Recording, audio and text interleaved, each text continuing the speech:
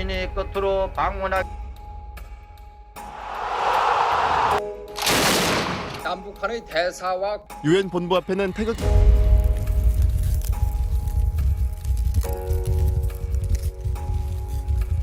Guns and rockets were shot. People were screaming. Dead bodies filled the streets. This was the beginning of one of the deadliest civil wars that were marked in African history on January 27, 1991. To overthrow 𝗘𝗺𝗶𝗹, a dictator that controlled Somalia for 26 years, the Somali citizens were starting to stand up against the government. People had to escape from this war. The whole country had turned into chaos. Hundreds and thousands of armed looters raided buildings and houses, with their guns aiming at people, even including children. Because of their ties to the government, embassies were no exception. The whole US embassy had already fled, and the South Korean embassy also had to find a way to escape from this chaos. We were hoping to receive the help of the US government, but they had already escaped. We were there waiting, and we decided that we had to protect ourselves and received armed soldiers. Not long after, by chance, we received radio and blindly went to the airport to escape. But at the last moment, we weren't able to get on the plane and ended up staying there.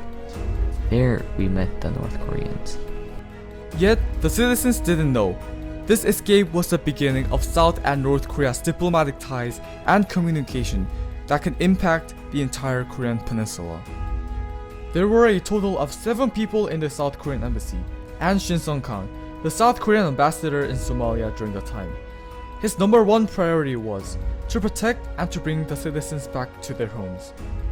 But unfortunately, all communications were cut, and Shin Sung-kang and his people were not able to contact their government for help. Although they tried to contact through the airport's control towers, there was a miscommunication between control towers, leaving the South Koreans behind. There was no other choice but to reluctantly head back to the ambassador's official residence. As they headed back, they heard a familiar language. There, they found a larger group of people, and they were North Koreans. At the time, the tension between the two sides was great. There was an ongoing diplomatic war between the two Koreas to expand their influence and to join the United Nations before one another. When words finally broke through, the South Koreans asked about the evident marks the North Koreans had on their worn-out clothes, shoeless feet, and horror in their eyes.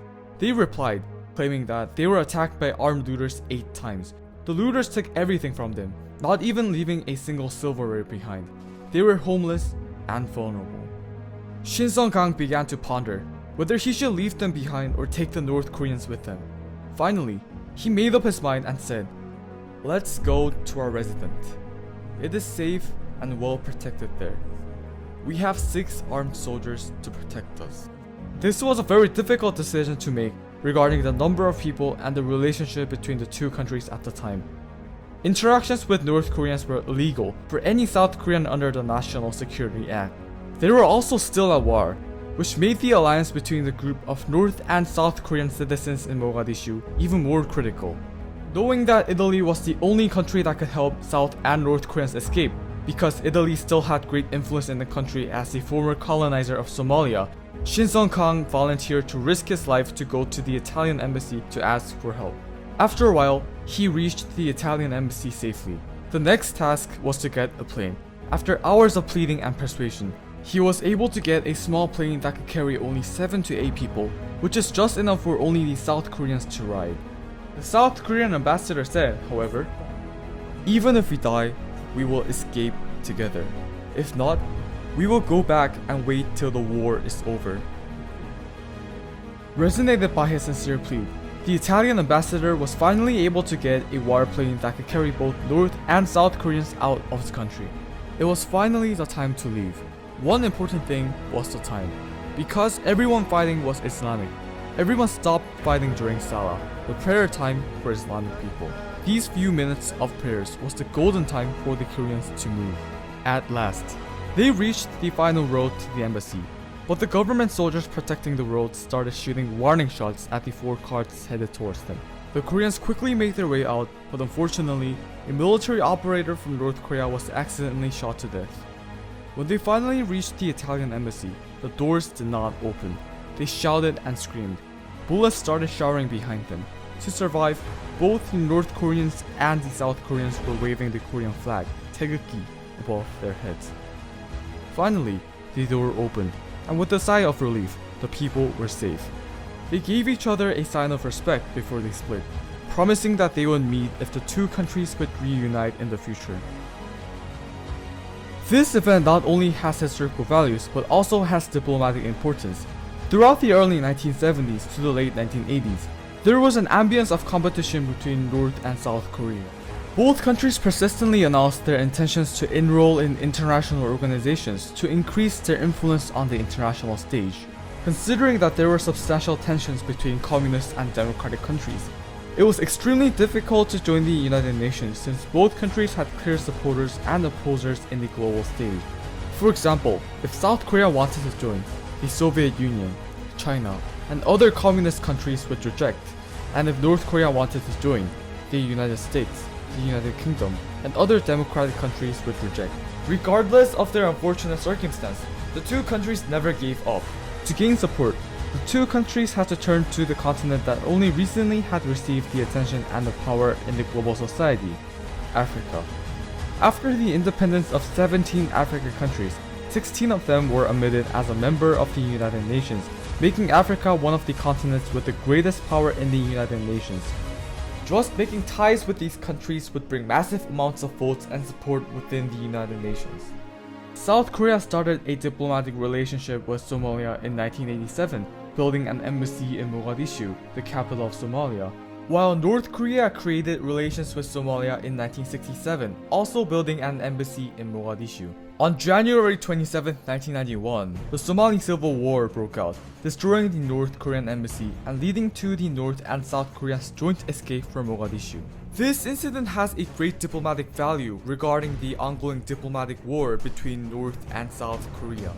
Although there were palpable tensions between North and South Korea, they helped each other to escape from the catastrophe in the city.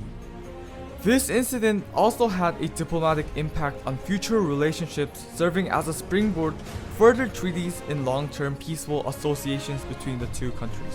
According to 𝗘𝗺𝗶𝗹, an associate professor of the Middle East and Africa at the Institute of Foreign Affairs and Security, the Mogadishu incident has eliminated the motivation to fight one another by remembering the kinship between the two countries through this joint escape. The two countries even joined the UN together 6 months after this incident took place. Instead of a policy that increased hatred towards North Koreans, the South Korean government also carried on the Sunshine Policy, a policy that encouraged interaction and economic assistance towards North Koreans. A number of debates came up during this escape, the most important of which was, should they follow their ideologies or do what's most humanitarian? This was when the North and South Koreans first met at the airport. Shin Sung-kang, the South Korean ambassador, asked a group of North Koreans to join them. At first, because of Shin Sung-kang's sudden request, there was opposition on both sides. There was a counselor that said, "Do we really have to do this?" But it wasn't a big problem. On the other hand, North Korea had a conflict on whether they would go or not. Normally, they would think more about whether they would go or not, but because they met in a war zone, they were able to stay with and support each other at peace. Due to the political differences, these two countries have gone through numerous conflicts, making the two Koreas one of the most competitive rivalries in geopolitics. This competitiveness was reflected through the ongoing diplomatic war in Africa, along with in other parts of the world. This event showed the two Koreas remained as one family despite being separated for over 70 years. The year 2021, last year, was the 30th anniversary of the incident in Mogadishu, and also the two Koreas' historical simultaneous accession to the United Nations. Thanks to all of the diplomats and the government workers, such as Shin Sung-kang and Park Kyung-won, South Korea has now become a role model for other developing countries today.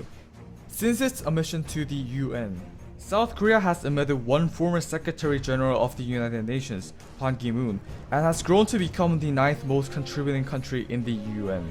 Again, without the sacrifices and the hard work of the government, we wouldn't stand up so strong like now.